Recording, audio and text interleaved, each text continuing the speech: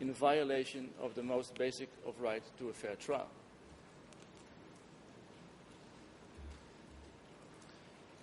The international co-prosecutor has already given us his answer. Mr. President, this tribunal was constituted with a supermajority requirement exactly for this situation. This is where the rubber hits the road. This is what the group of experts who warned the United Nations of the dangers of holding a trial within the Cambodian judicial system was worried about. The situation is this, and the moment is now. Apparently, the national judges are not able to convict Nguyen Chia for the crimes allegedly committed at Tu Potré on their own. If the integrity of these proceedings mean anything, the international judges of this chamber must not help them.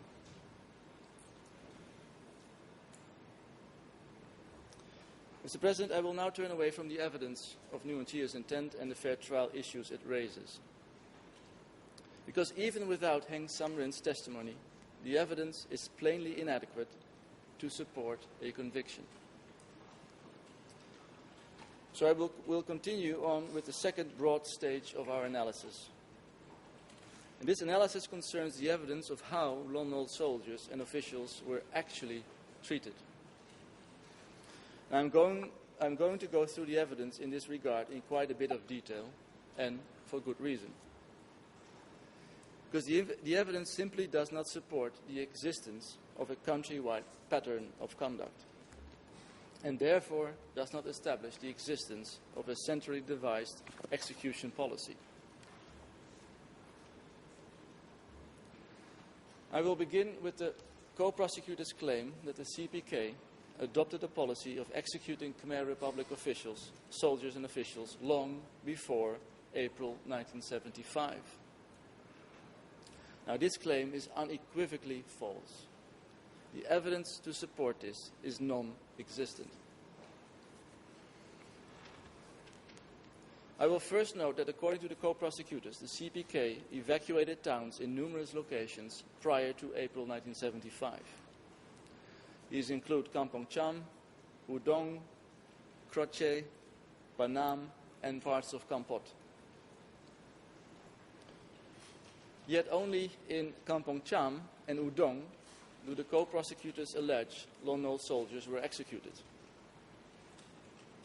So the prosecution concedes that Khmer Republic soldiers were not generally executed following the evacuations which took place prior to April 75. This alone suffices to disprove their claim. But even in Kampong Cham and Udong, the facts are clear. Khmer Republic soldiers simply were not executed. In fact, Mr. President, this conclusion is so clear that even the small selection of evidence cited by the prosecution proves it. Let us start with Udong. Now, with regard to Udong, the prosecution's main evidence was the testimony of Steve Hedder. Mr. Hedder was living in Phnom Penh at that time, and he traveled to Udong in the immediate aftermath of its capture by CPK forces. He testified to seeing dead bodies. The co-prosecutors then asked him about Lon Nol soldiers and officials. And they had the following exchange, and I quote, question: did you see anyone dressed in uniform or a body in uniform? Or can you help on what may have happened to the Lon Nol soldiers? End of question. And Steve Hedder as follows, and I quote, I don't recall anything specific about. I certainly don't recall seeing any bodies of Lon Nol Khmer Republic military personnel. I may have been told that there were executions. I don't specifically recall that I was. End of quote. Your Honours, this is not our evidence. This is the prosecution's evidence. And what it quite clearly shows is that Lon Nol soldiers were not executed following the evacuation of Udong.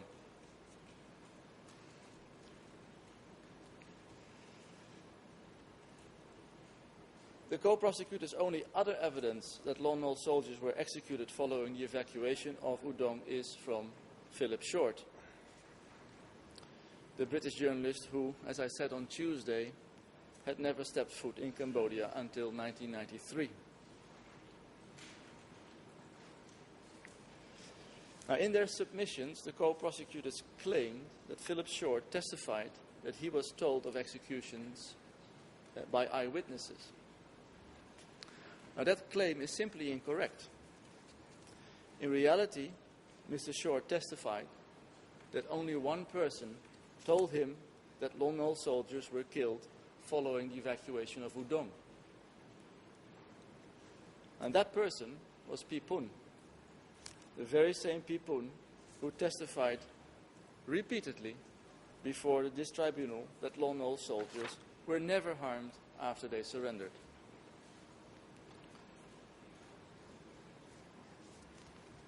Mr. Short's second-hand description of a conversation he had with a witness who appeared before this chamber and gave testimony on exactly the same point is therefore irrelevant. Mr. Short's evidence is of no probative value, and it should be disregarded entirely.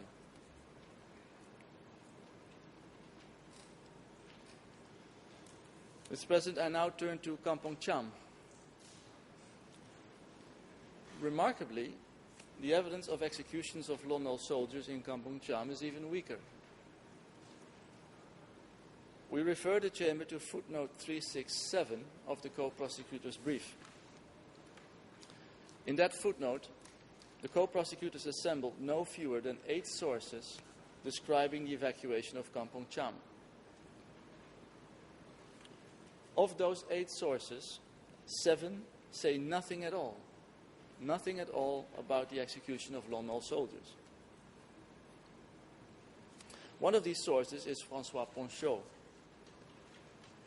Ponchot testified before this chamber that he was physically present in Kampong Cham and witnessed the evacuation of the city. Yet Ponchot said nothing of the execution of even a single Lon Nol soldier.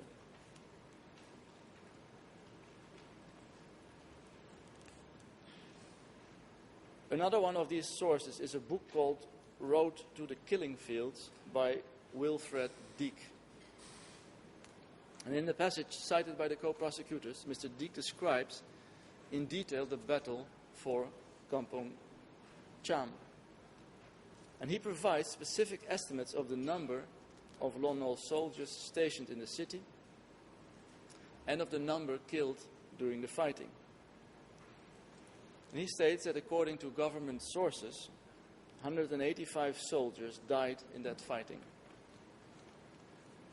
Neither he nor his government sources say a word about the execution of soldiers.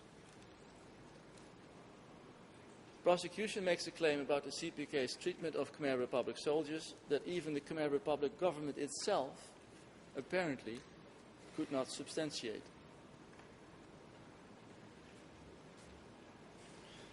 The only witness who says a single word about Lon Nol soldiers in connection with the evacuation of Kampong Cham is again Steve Hedder.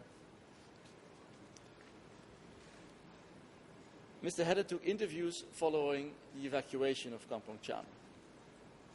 He told this chamber that he had a, quote, general, unquote, and, quote, vague recollection, unquote, of being told that some Lon Nol military personnel were executed. Mr. Hedder did not witness executions. He did not see dead bodies. He could not produce the notes of his interviews. He did not say who his sources were. He did not say whether his sources witnessed executions. He did not say how many soldiers were executed, by whom, how, or under what circumstances.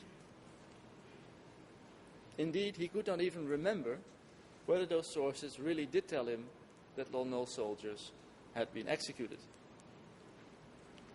Now, his general vague recollection is inconsistent with all of the other accounts on record. And Mr. President, it is apparent that Lon Nol soldiers were not executed in Kampong Cham in 1973.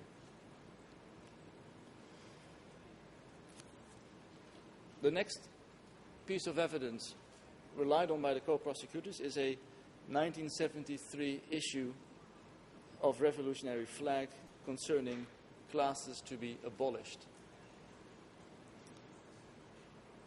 The prosecutors cite similar testimony given by Duik and Steve Hedder. According to the co-prosecutors, the key point is, and I quote, "The official CPK class analysis is designated separate or special class ties that did not fit neatly into its broader class scheme of feudalists, bourgeoisie, petit bourgeoisie, peasants, and workers.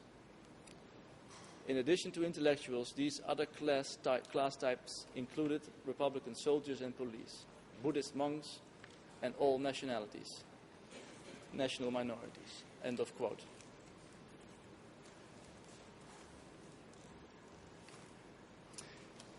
Yet by classifying Lon Nol officials with groups as varied as Buddhist monks, intellectuals, and national minorities, the co-prosecutors defeat their own point.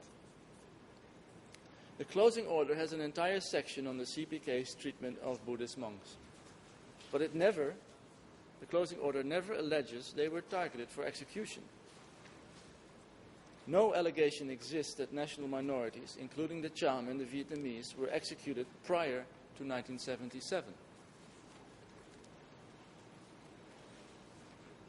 Expert David Chandler testified that, quote, "The Cham certainly were not targeted from the beginning if they were systematically targeted." End of quote. Also, not a shred of evidence suggests that intellectuals were systematically executed. Former intellectuals appeared before the chamber. Ong Tong Hoon never concealed his background or identity during democratic Kampuchea. Yet he was alive and well in his appearance before this chamber in August of last year. So once again, the co-prosecutors' own evidence proves our contention and not theirs. If Lon Nol soldiers and policemen were similar within CPK philosophy to monks, intellectuals, and minorities, it follows that they were never subject to a policy of execution.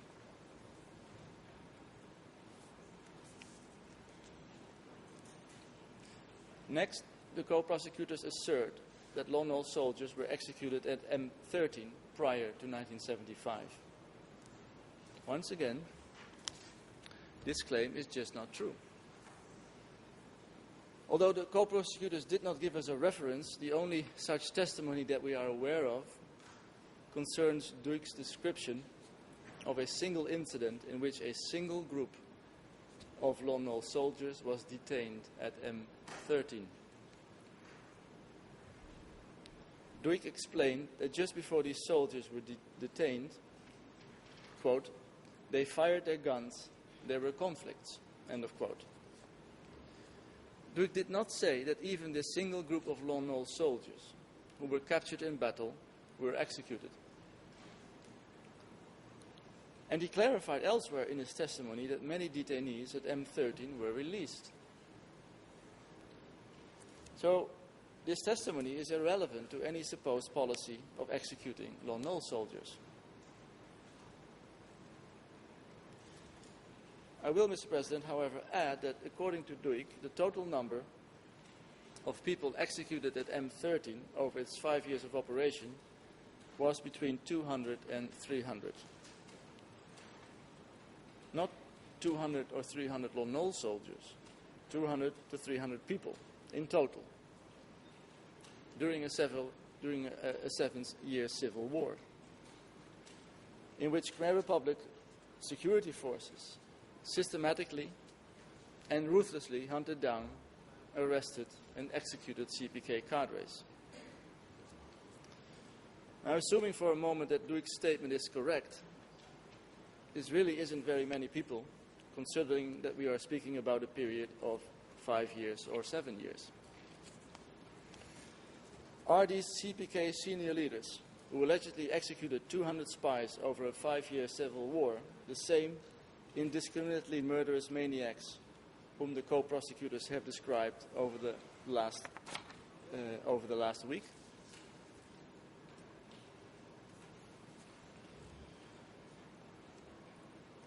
The only evidence the co-prosecutors cite of any actual executions amounts to a total of 2 witness statements across all of Cambodia between 1968 and 1975 in total.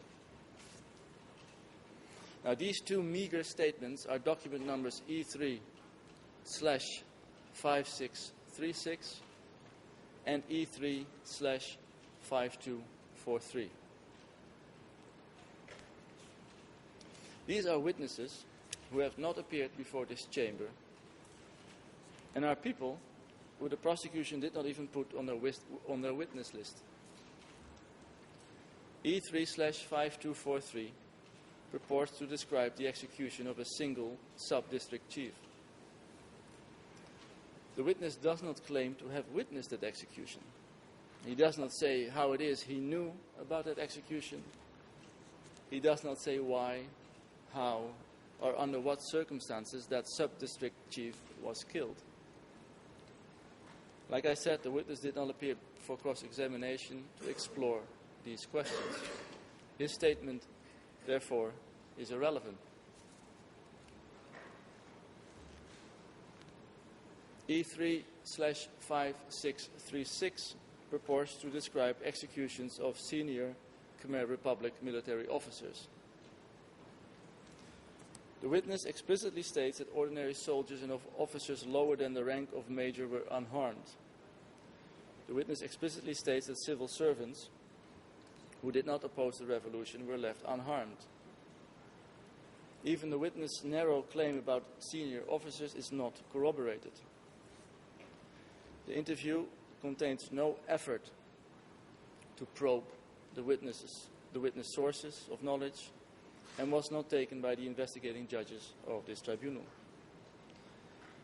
The witness did not appear for cross-examination, and this statement, too, proves nothing.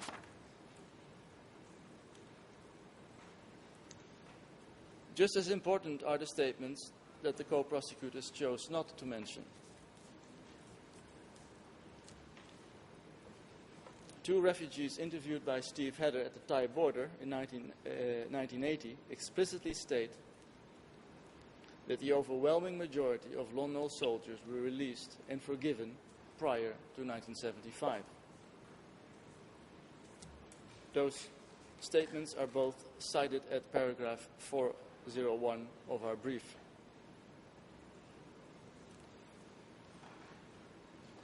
The only other supposed facts invoked by the co-prosecutors concern the alleged brutality of the CPK prior to 1975. Mr. President, the Chamber should see this for what it is, an effort to distract the Chamber from the absence of any actual evidence with vague and unrelated character assassination. It is irrelevant and should be unequivocally rejected. Nevertheless, I will address one example discussed by the co-prosecutors.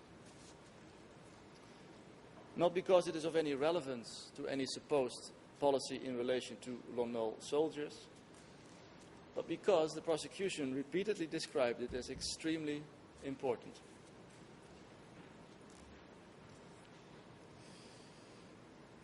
And, Mr. President, because the claim itself is fantastical. Co-prosecutors cited 2 witnesses, Chuk Rin and Nu Mao, in an attempt to cobble together evidence to support their claim that the CPK engaged in the organized and systematic elimination of the Hanoi returnees. The Hanoi returnees were Khmer communists who had returned to Cambodia from Vietnam in the early 1970s. Now, this allegation is absurd and unfounded. Neither Chuk Rin nor Nu Mao described having any first-hand knowledge of this alleged high-profile purge. On the contrary, after first denying any knowledge of the topic, Chuk Rin could only testify that there could not have been many people returning from Hanoi who were arrested at that time, quote unquote. Neither could Chuk Rin explain why these Hanoi returnees would have been arrested, whether killings of these returnees had occurred, or whether he had learned this information somehow else, through somehow else. Nu Mao's testimony that the Hanoi deportees mysteriously disappeared, quote unquote, was equally vague. Like Chuk Rin, he provided no source nor the basis of his knowledge regarding the deportees' alleged fate. Now, the idea that the CPK would systematically murder 3,000 Khmer communists who returned to Cambodia for the sole purpose of joining the Cambodian communists is illogical. As the co-prosecutors have themselves acknowledged, these returnees were welcomed back into the CPK administration as comrades in arms. The CPK would have had no incentive to murder thousands of fellow communists that had already been reinserted into its administration. And neither would the systematic killing of 3,000 hardcore communists have been a stroll in the park for the CPK. Such an enormous act would have required extensive planning, logistics, and manpower. And such an act would not have gone undetected. And such conduct would have caused a total rupture in relations between the CPK and Hanoi. Yet there is no indication of such a breach between the two entities at that time.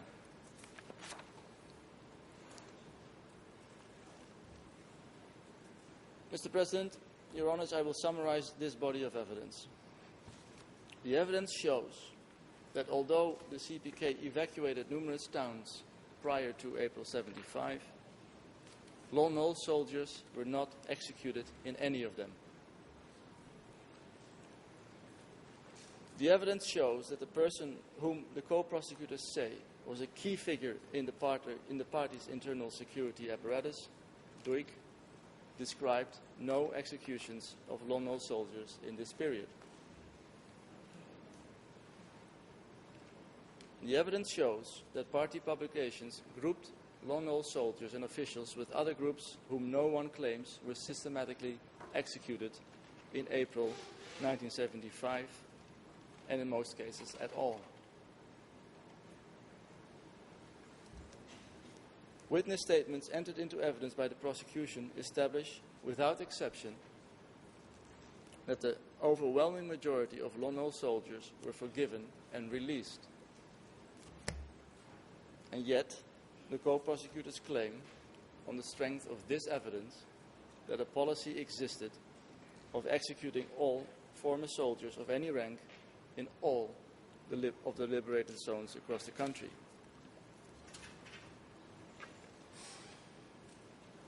Mr. President, this concludes our discussion of the period prior to April 1975.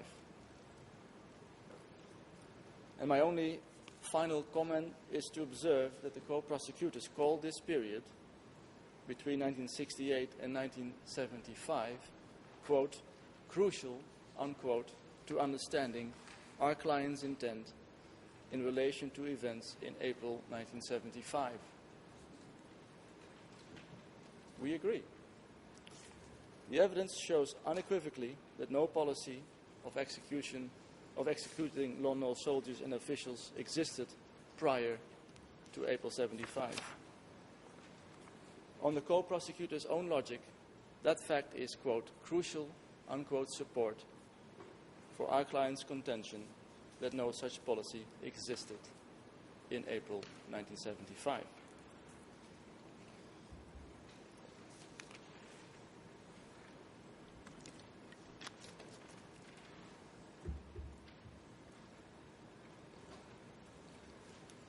Mr. President, I will now move on to the period directly relevant to the charges at issue, the days immediately following April 1975. And I will begin by briefly summarizing the submissions we filed with the Chamber last month. And I will summarize those submissions in 3 key points. First, as I have already explained, the direct evidence of Nguyen Chia's intent in relation to the execution of Lon Nol soldiers and officials in April 75 is almost non-existent. There are no probative documents. The only witness to appear before this chamber with any direct knowledge of the intention of the party center is Pipun. Pipun, who has repeatedly testified that Pol Pot's orders were to leave Lon Nol soldiers unharmed. The only other statements of any significance were taken by Ben Kiernan or Stephen Hedder before this tribunal existed. 2 of those witness statements indicate that no policy to execute Lon Nol soldiers or officials existed at any time. None of these witnesses have appeared before this chamber, despite our requests to summons them.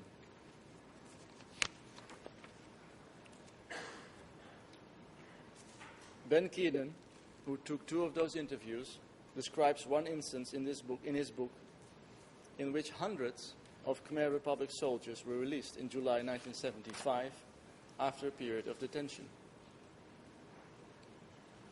Kiernan makes no mention of any inconsistency between this fact and the interviews he has taken, which are on our case file.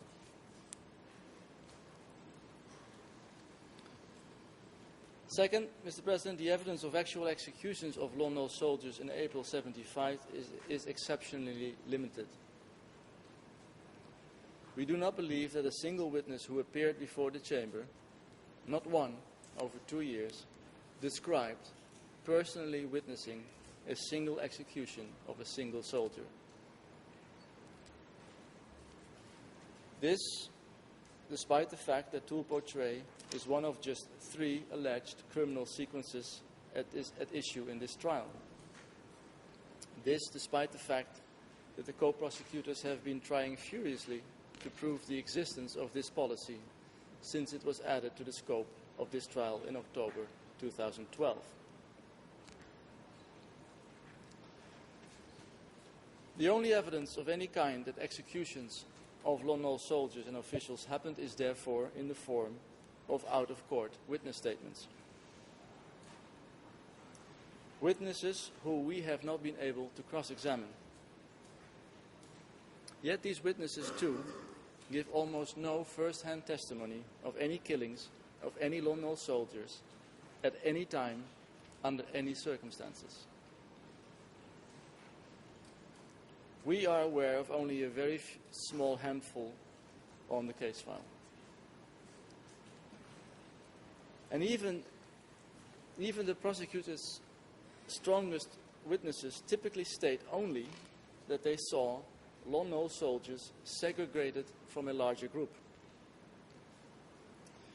Yet witnesses as varied as Song Si-kun and Steve Hedder conclude that in democratic Kampuchea, disappearance frequently led to a fate other than execution or even arrest. The only so-called policy of any relevance to the allegations at Tu Po Tray would be a policy in which any person with any affiliation to the Khmer Republic was immediately and indiscriminately murdered. proof, Mr. President, of mere segregation is completely inadequate for that purpose. Other out-of-court statements on the case file are even more unreliable. They relay only distant hearsay and typically concern individual events in which a single person was purportedly killed. None have any connection to any senior officials.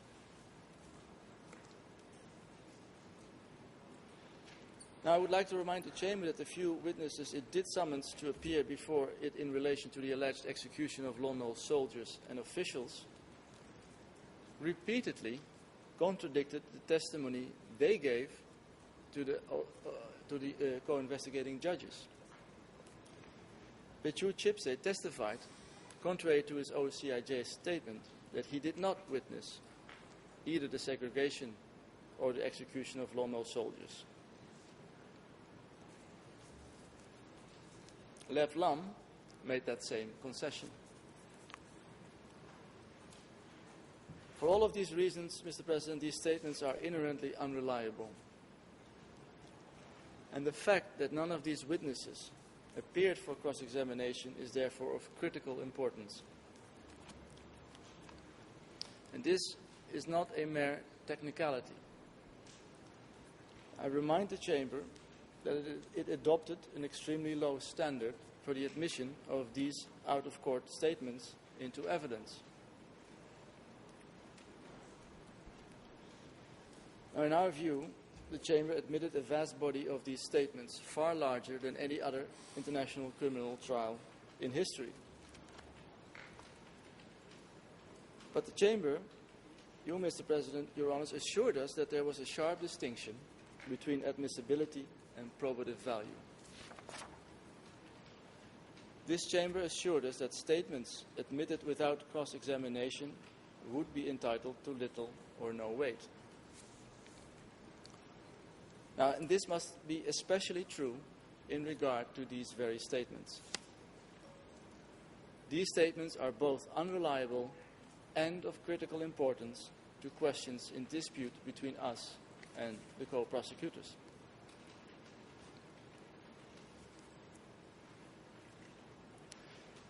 Our third key point is that even if the Chamber were to accept all of this evidence at face value, and it certainly cannot, it would still find that this evidence overwhelmingly concerns only two zones: the Northwest and the Southwest. We estimate that at least 75% of the statements on record concern events within these two zones. As we have just shown in detail, the evidence in these statements is equally unreliable. There are almost no eyewitnesses, there are no witnesses at all who actively participated in any killings. Although we explicitly sought the appearance of these witnesses in July of this year, that request was denied. We continue to dispute the reliability of all of these out-of-court statements from witnesses who have never appeared to give evidence before this Chamber.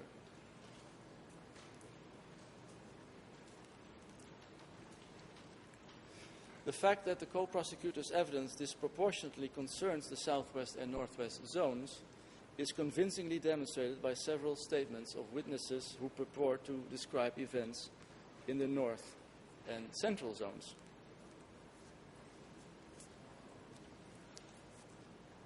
These witnesses testify that in their locations, Lon Nol soldiers were unharmed for the first two or more years of democratic Kampuchea.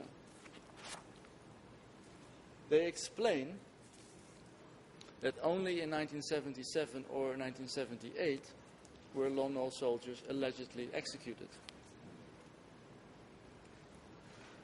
Now, what is it that happened in 1977? As the Chamber knows, troops from the Southwest Zone began to clash with those in the North and Central Zone. Southwest Zone cadres then took over positions of importance in the North and Central zones. And only then, 77-78, do these witnesses supposedly say that Lon Nol soldiers were executed.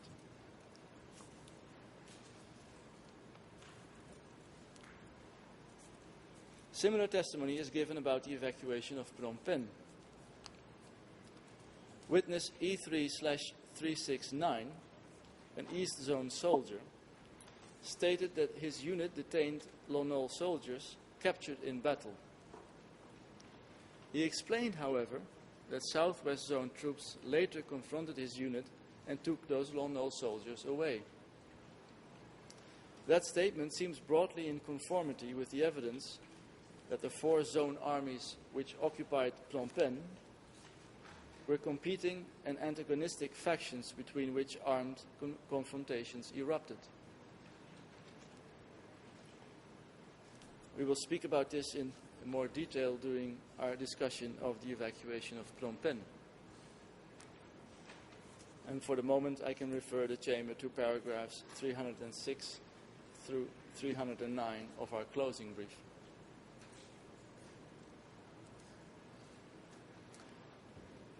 The co-prosecutors argue that killings of Lon Nol soldiers and officials were not limited to the Northwest and Southwest Zone. They claim that these killings happened everywhere across Cambodia, including the Special Zone, the North Zone, the East Zone, the Central Zone, and also within Phnom Penh.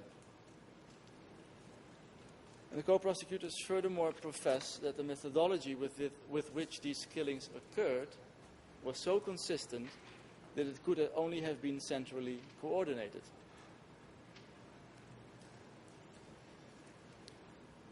Mr. President, we vigorously dispute these allegations because they are untrue. And the evidence which the co-prosecutors have compiled to support them is woefully inadequate.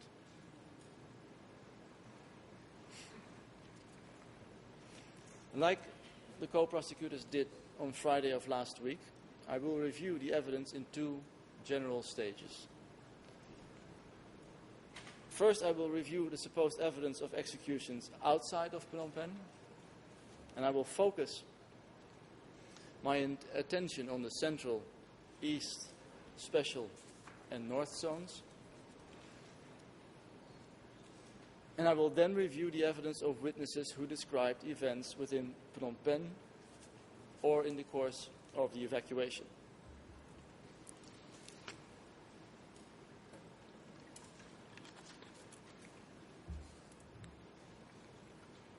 I will begin with the areas outside of Phnom Penh. In all 4 zones combined, the co-prosecutors identify a total of 10 witnesses and 2 reports from the British government. In our submission, the analysis could, if we so chose, end right here.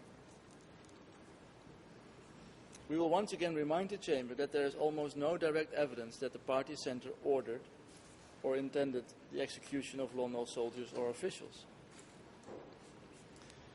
The evidence that does exist is inconsistent. In order to trace any alleged executions back to the party centre, the prosecution would be required to show that those executions were so widespread that they must have, beyond any reasonable doubt, been ordered by the party centre.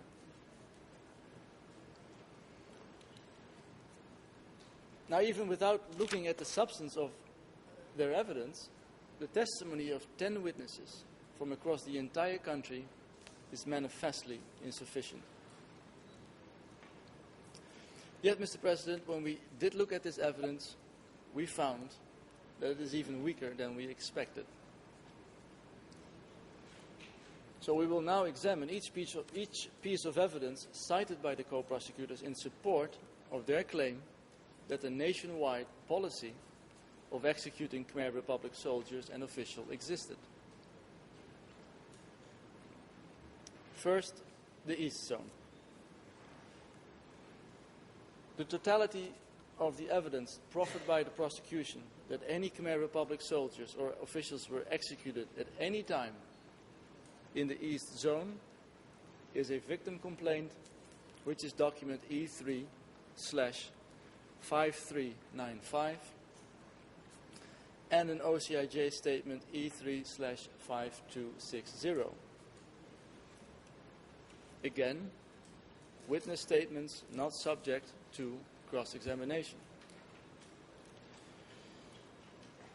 Now, the first statement, E3/5395, is cited at footnote 601 of the co-prosecutor's closing brief.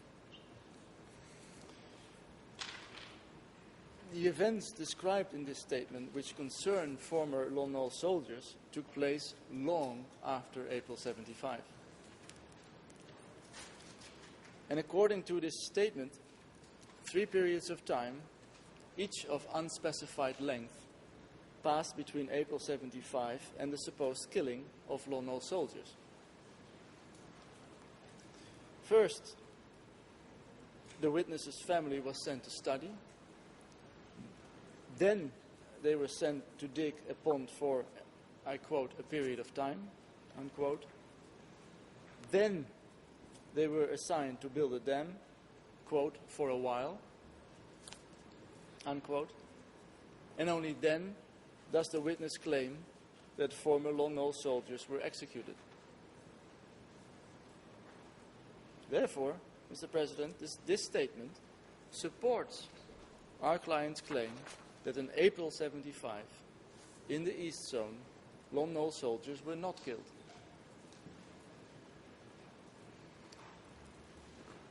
Furthermore, the allegations in the complaint that Lon Nol soldiers were later killed are unreliable. The complaint does not explain the circumstances under which those former soldiers were killed, does not state whether the witness saw the killings, and does not explain how it is that the witness discovered that Lon Nol soldiers had supposedly been killed. This witness, E3/5395, did not appear before the chamber to testify. She did not attest to the accuracy of her statement, and she did not give her statement under oath. Therefore, Mr. President, her statement is unreliable and entitled to 0 probative value.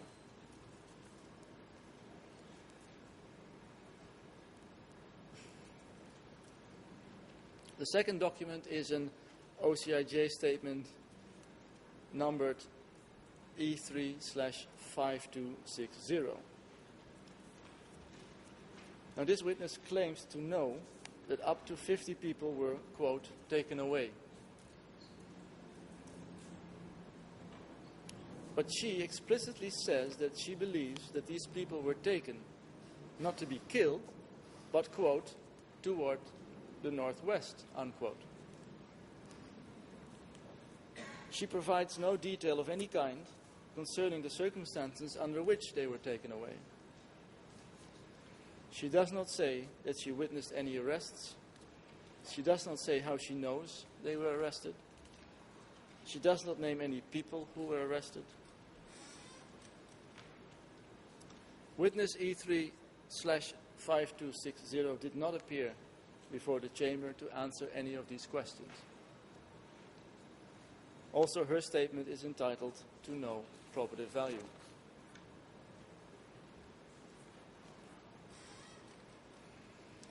Now, these two lonely statements must also be read in light of other evidence, specifically showing that Lon Nol soldiers were not killed in the East Zone. Now, that evidence from Ben Keenan's book, The Pol Pot Regime, is described in our brief at paragraph 390. According to Ben Keenan, in April 75, hundreds of former Lon Nol soldiers in the East Zone were taken for re-education. And 3 months later, so he writes, after receiving genuine education from trained teachers in an organized school, they were returned safely to their families. And Mr. President, although this is the kind of evidence that we think must be treated with caution, it is at least as reliable as two out-of-court statements, lacking in any detail of any kind. So the only reasonable conclusion is that Lon Nol soldiers were not executed in the East Zone in April 1975.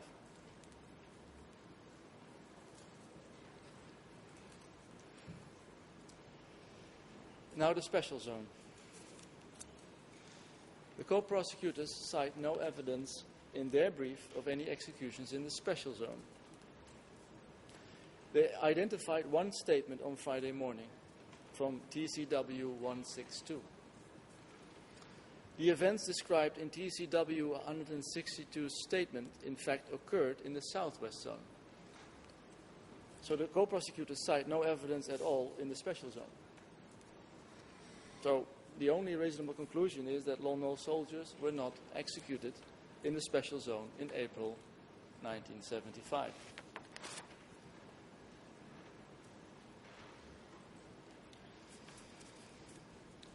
Third, the Central Zone. The co-prosecutors identified two statements describing the executions of a total of 4 people in the entire Central Zone.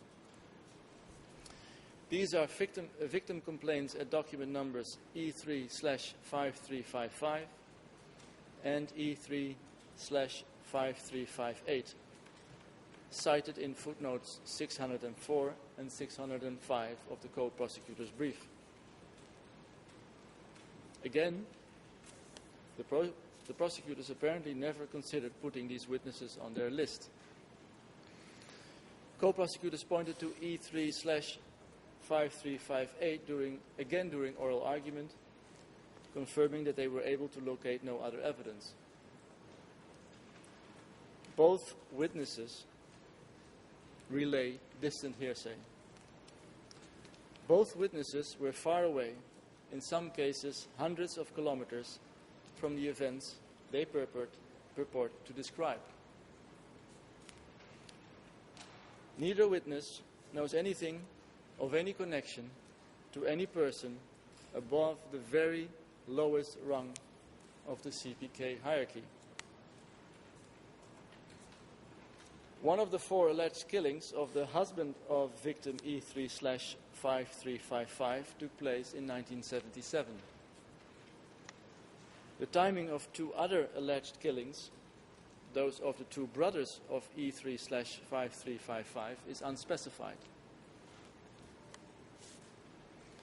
Neither witness provides any reason to believe that any of the alleged victims were killed because they were former Lon Nol soldiers. Neither witness appeared before this chamber. According to E3/5355, and I quote, "I do not know who killed my husband or how. I know nothing about his execution. I think he was killed by the Khmer Rouge because of his military background, being a Lon Nol soldier, and his lax work," unquote. Now, Mr. President, Your Honors, this evidence, which constitutes the totality of the prosecution's claim that Lon Nol soldiers were executed in the Central Zone during Democratic Kampuchea, is manifestly irrelevant. And the only reasonable conclusion is that Lon Nol soldiers were not executed in the Central Zone in April 1975.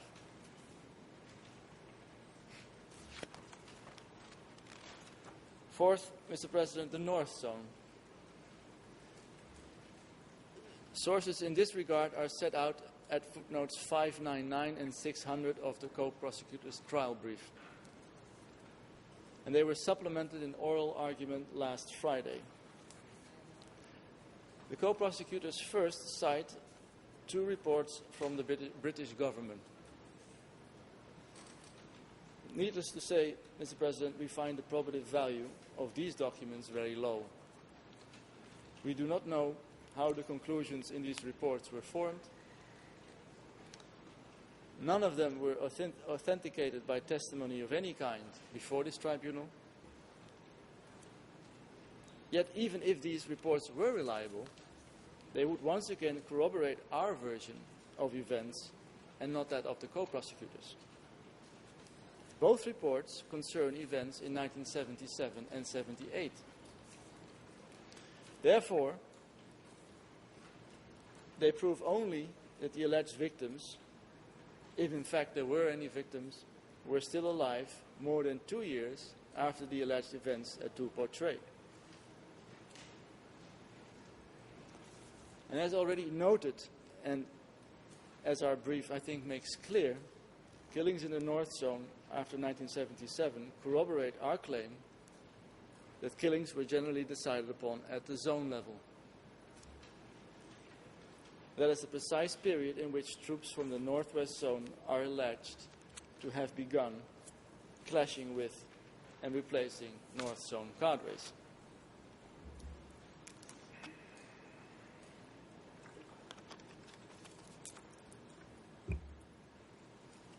The co-prosecutors also cite the testimony of five witnesses. One of those witnesses, TCCP 64, describes no events in the North Zone, nor did she witness any of the events she does purport to describe. A second witness, E3/5333, describes a single event concerning her husband and offers no basis on which to conclude that her husband was targeted because of his position in the Lon Nol military.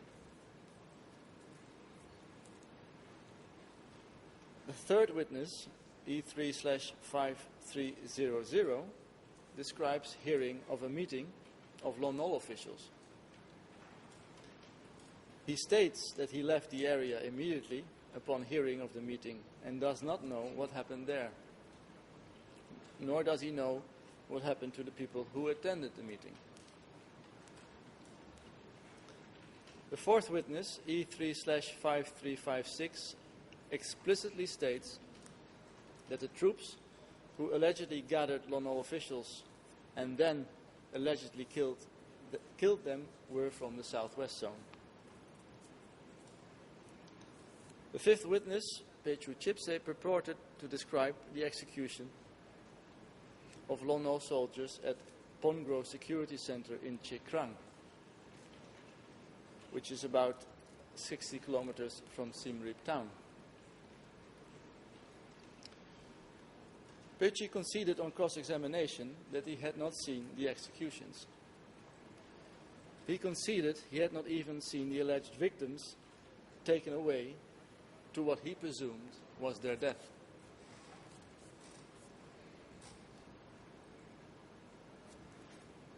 Mr. President, Your Honors, I have just been through a great deal of detailed analysis, so I will summarize my conclusions.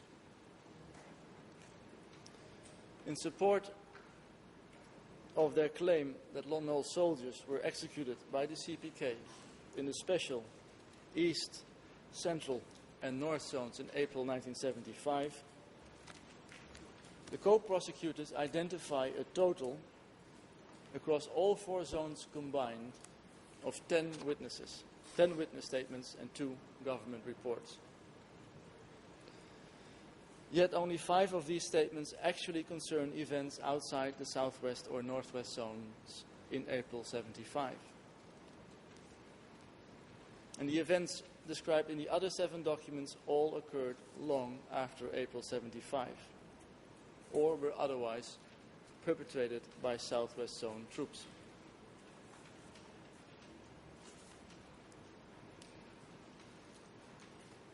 Now the critical point,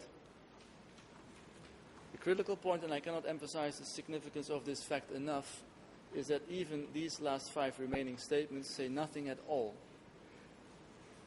that remotely resembles the kind of pattern that the co-prosecutors say proves the centrally directed nature of the supposed policy. They do not even remotely come close. Two of the witnesses, E3/5333 and E3/5358, each describe the killing of one person, one single person, without any detail at all of the circumstances under which they were allegedly killed. A third person, TCCP-152, describes no killings at all. And the fourth witness, E3/5260, claims to know that up to 50 people were, quote, taken away, unquote. But she explicitly says that she believes these people were taken not to be killed, but, quote, as I said earlier, toward the northwest. She provides no detail of any kind concerning the circumstances under which they were taken away. There is no mention of meetings, of promises to meet the king, or of going to study. She also indicates that the group taken away included not only Lon Nol officials, but students and teachers, yet another variation from the co-prosecutor's supposed pattern. And the final witness, Mr. President, Pichu Chipse, said nothing of gathering Lon Nol soldiers in a meeting. Nothing of promises to meet Ankar, nothing of arrangements to meet the king, nor did he witness any of the events described in his testimony.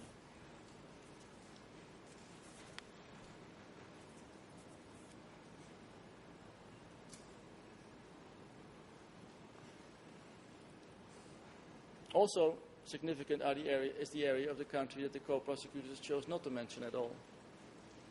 The co-prosecutor does not even allege that Lon Nol soldiers were executed in the northeast zone.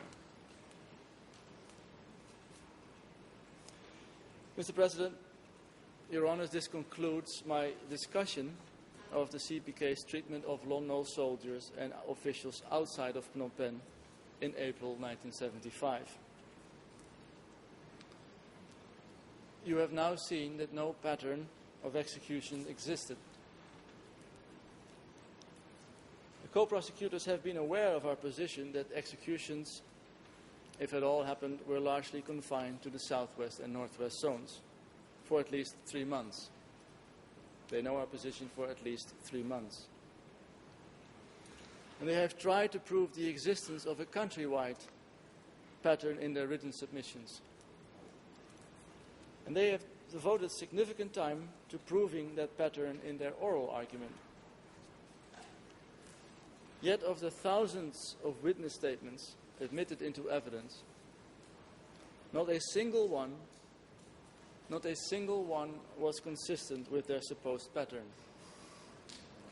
Not even one witness described facts consistent with the pattern that the co-prosecutors say was so widespread and so universal that Nguyen Chia's responsibility is established beyond a reasonable doubt. They have failed completely in their attempts to do so.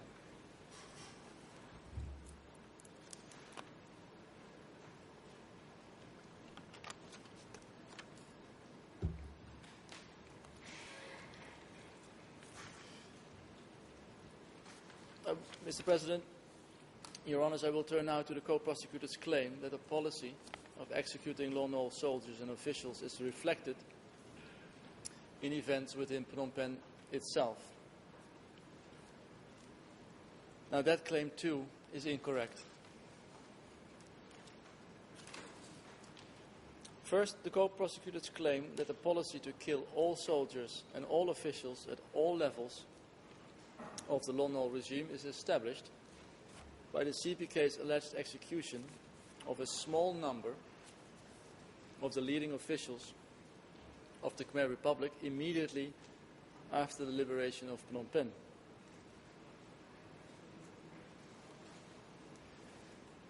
To begin with, there is no credible evidence that these executions occurred.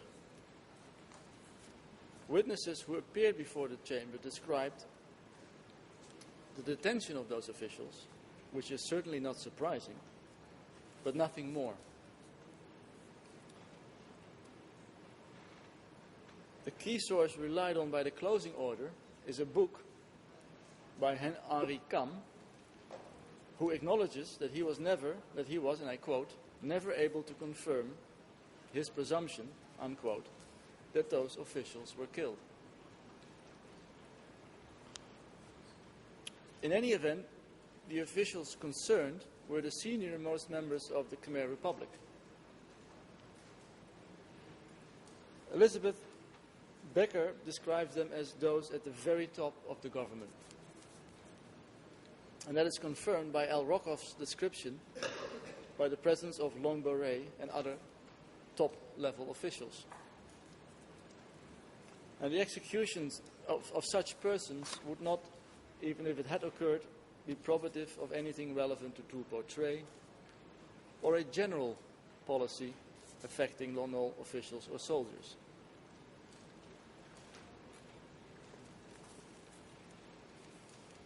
The first witness to supposedly describe the execution of ordinary soldiers was E3/5149. The witness OCIJ statement indicates that he saw a group of disabled Lon Nol soldiers killed near the Choi Changwa Bridge. However, this statement is yet another in a long line of lessons about the dangers of relying on OCIJ statements. Because what the witness actually said, according to the audio recording, was, and I quote, especially at the Choi Changwa Bridge, they tied and put the soldiers into the car and threw them in the water. But I didn't actually see this. Rather, I worked as a messenger, unquote. Now, Mr. President, Your Honours, we did not have time to have this transcribed and translated, but the Chamber can verify this based on the audio recording.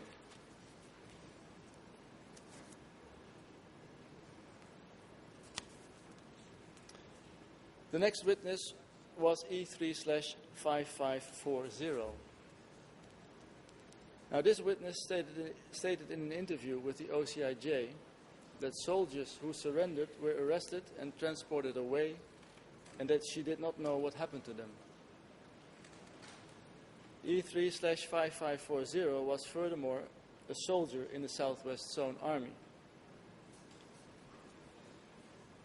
So, to make this as explicit as possible for the Chamber, the co-prosecutor's final closing argument, they tried to prove that all Lon Nol soldiers were automatically executed by zone authorities other than the Southwest and Northwest. And one of their 5 witnesses they handpicked out of the hundreds who gave statements testified that surrendering soldiers were from the Southwest.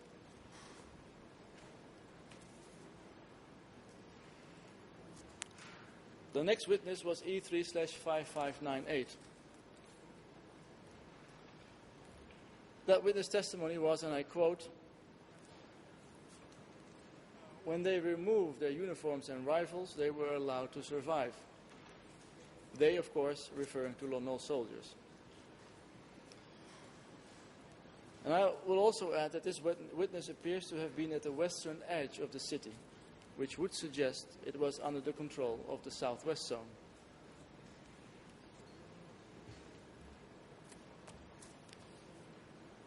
Then the co-prosecutors read a supposed statement from a person named Yu Kim Lan. They described this Yu Kim Lan as a witness, but what they actually read was an excerpt from François Ponchot's book.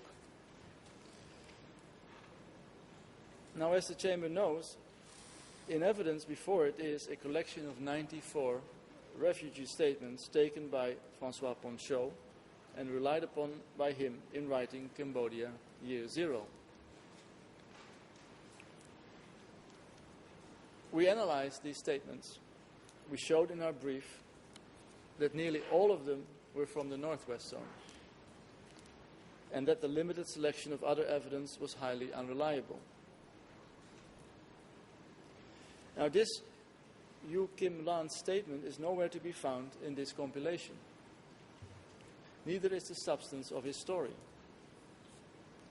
We do not know who this person is or under what circumstances his interview was taken. When Ponsho appeared before this chamber, no one thought it necessary to ask him about Yu Kim Lan. And, Mr. President, we could not find a single reference to this person, whomever he is, anywhere on the case file outside of the book Cambodia Year Zero. If the tribunal thought this evidence was important, it should have found out who he was and have him summoned for an interview. So too the co-prosecutors. They cannot now, for the very first time, after 6 years, tell us that this anonymous source, who may have given an interview to somebody under unknown circumstances, single-handedly establishes that hundreds of top Lon Nol soldiers were executed in Phnom Penh. Mr. President, this is ridiculous, and it should be rejected out of hand.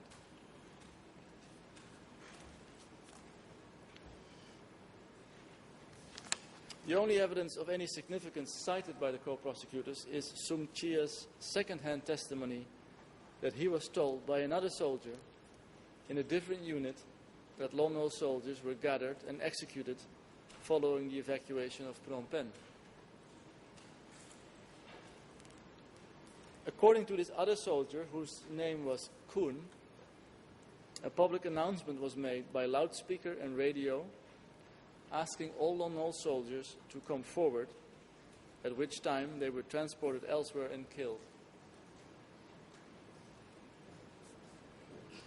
Yet Sum Chia testified that he did not hear the supposedly public broadcast. He testified that he did not witness any part of the surrender, collection, transport, or execution of the Lon Nol soldiers. In fact, Sum Chia testified that he, a CPK soldier who actively participated in the evacuation, never once witnessed a single execution of a single Lon Nol soldier. Mr. President, Your Honours, no part of this story makes any sense. If broadcasts were made publicly through loudspeakers and on the radio for the purpose of reaching as broad a cross-section of people as possible, why didn't Sum Chia hear the broadcasts himself? Why was Kun, alone among all of Sum Chia's fellow soldiers, the only one who was able to describe it? Why didn't the numerous soldiers who participated in the evacuation of Phnom Penh and who appeared before this chamber testify to having heard them?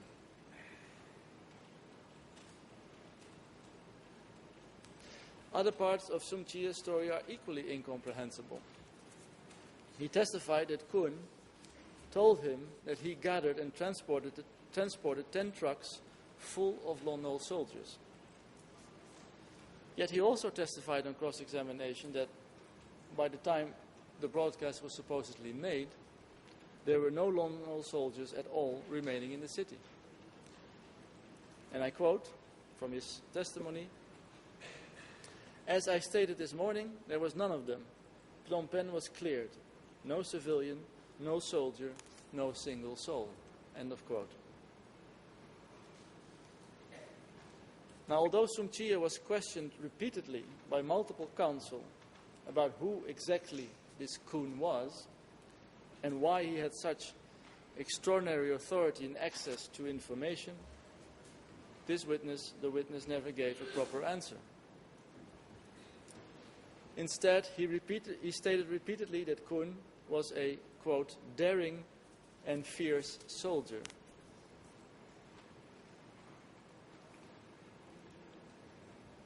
Our question is, did any of this supposedly public sequence of events that no other soul witnessed actually occur? Were any of these phantom Lon Nol soldiers who were no longer in the city actually gathered on 10 full trucks? Or was Kun bragging to his buddies to make him think he was daring and fierce? Mr. President, these questions answer themselves. Other evidence cited by the co-prosecutors in their brief corroborates the role of the Northwest and Southwest zones. In paragraph 195, the co-prosecutors cite statement E3/5282, who they say, quote, witnessed selection meetings in 2 different areas and confirmed that the same process was followed in both places. End of quote. Now, Mr. President, here we see, in our view, the co-prosecutors' conscious effort to manufacture an impression that a consistent pattern existed.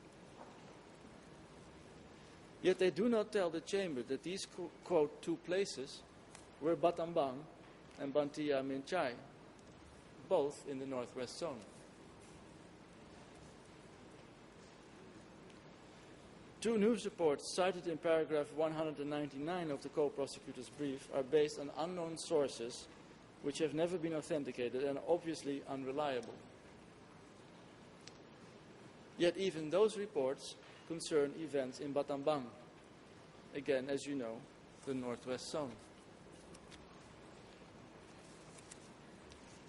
In paragraph 200, the co-prosecutors cite an arbitrary selection of documents purporting to describe arrests of individual Lon Nol soldiers beginning in late 1977 and 78, years after the events at Tu Po Tre. Yet even these documents, again, all of them, concern events in either the Northwest Zone, the Southwest Zone, or the North Zone following the alleged purge of North Zone cadres by Southwest Zone troops.